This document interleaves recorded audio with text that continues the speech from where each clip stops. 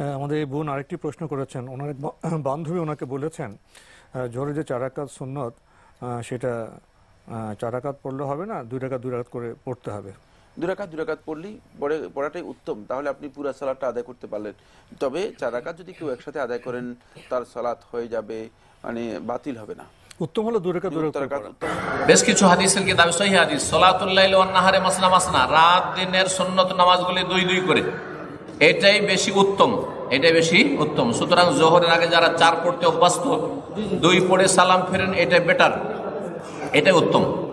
কিন্তু হানাফি সমাজে যে আমলটি আছে, একটা হাদিস উপর আমল করে, সেটা হচ্ছে যে আরবা রাকাত লাইসা বাইনাহুন্না তাসলিম, 4 রাকাতের মাঝখানে কোনো সালাম না ফিরে। এই হাদিসটি আল্লামা আলবানী দুর্বল, অনেকে দুর্বল বলেছেন, আর কেউ সহিহ বলেছেন। সুতরাং কেউ যদি জোহরে 1 সালামে 4 পড়ে জায়েজ, তবে 2 করে পড়া 2 সালামে, এটা বেশি উত্তম। যদি 4 রাকাত 1 সালামে পড়ে, তাহলে কি তৃতীয় চতুর্থ রাকাতে সূরা মিলাবে না? কোনো প্রয়োজন নেই, কোনো প্রয়োজন নেই। যখন তৃতীয় চতুর্থ আপনি বলছেন 1 সালামে, তাহলে শুধু সূরা ফাতিহা যথেষ্ট, সূরা ফাতিহা যথেষ্ট। একবার প্রশ্ন করেছেন, 4 রাকাত সুন্নাত নামাজ পড়লে কি 4 রাকাতে সূরাতুল ফাতিহার পর অন্য সূরা মিলাতে হবে, নাকি প্রথম 2 রাকাতে সূরা ফাতিহার পর সূরা মিলাতে হবে? সুনান ইবনু মাজাহ হাদিস নম্বর 843, হযরত জাবের রাদিয়াল্লাহু তাআলার আমল একটি পাওয়া যায়। তিনি বলছেন, আমরা যখন সালাত আদায় করতাম, এমত অবস্থায় প্রথম 2 রাকাতে সূরাতুল ফাতিহা পড়তাম, তার সঙ্গে একটা কিরাত করতাম। অতঃপর যখন তিনি বাকি 2 রাকাত পড়তেন, সূরাতুল ফাতিহা পড়তেন। তবে এটা ইমামের সঙ্গে।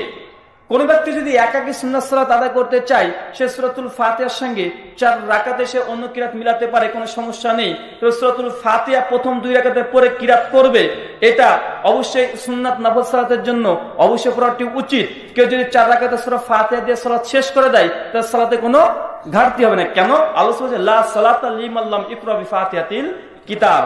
যে ব্যক্তি সূরা ফাতিহা পড়লো না, তার নামাজ হলো না। মানে সূরা ফাতিহা পড়লে নামাজ হয়ে যায়, তবে সুন্নাত হিসাবে অতিরিক্ত কিরাত করতে পারেন। অতিরিক্ত কিরাত করা কি? এগুলো সুন্নাত। তো সূরা ফাতিহা এটা ওয়াজিব তথা ফরজ। সূরা ফাতিহা পড়লে আপনার নামাজটা সম্পূর্ণ হয়ে যাবে। অতিরিক্ত যদি পড়েন, এটা সুন্নাতে পড়ে আদায় হয়ে যাবে। আমরা অবশ্যই সুন্নাতে পড়ে আমল করব।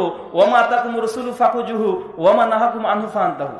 রাসূল যেটা দিয়েছেন সেটা গ্রহণ করব, যেটা দেয়নি সেটা বর্জন করব। সূরা হাশর সূরা নম্বর 59 আয়াত নম্বর 7। আশা করি বিষয়টি 4 রাকাত সুন্নাত সালাতে কি 3-4 রাকাত সূরা ফাতিহা কি অন্য সূরা পড়তে হবে? 3 ও 4 রাকাতে 4 রাকাত সুন্নাত সালাত যদি পড়েন, আপনাকে প্রথম 2 রাকাতে সূরা ফাতিহা পড়বেন,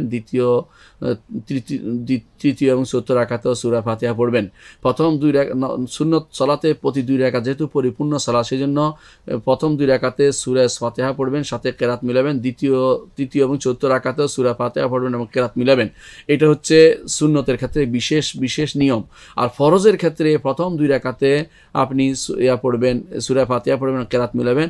আর শেষের 2 রাকাতে 3 নম্বর 4 নম্বর রাকাতে আপনি শুধু সূরা ফাতিহা পড়বেন, কোনো কেরাত মিলাবেন না। সূরা ফাতিহা ব্যতীত কোনো সালাত পড়বেন না। সূরা ফাতিহা অবশ্যই পড়বেন। যারা মনে করে যে শুধু 3 তাসবিহ পড়লে হবে, সুবহানাল্লাহ আলহামদুলিল্লাহ পড়ে দিয়ে লাভ দিয়ে চলে গেলেন, এরা ওইটা আসলে ভুল পথে তারা অগ্রসর হচ্ছে। কারণ এটা ওই ব্যক্তির জন্য যে ব্যক্তি কিছুই জানে না, সেহেতু সুবহানাল্লাহ আলহামদুলিল্লাহ পড়লে তার আদায় হয়ে যাবে। কিন্তু যে ব্যক্তি জানে, তার জন্য সূরা ফাতিহা ব্যতীত সালাত হবে না।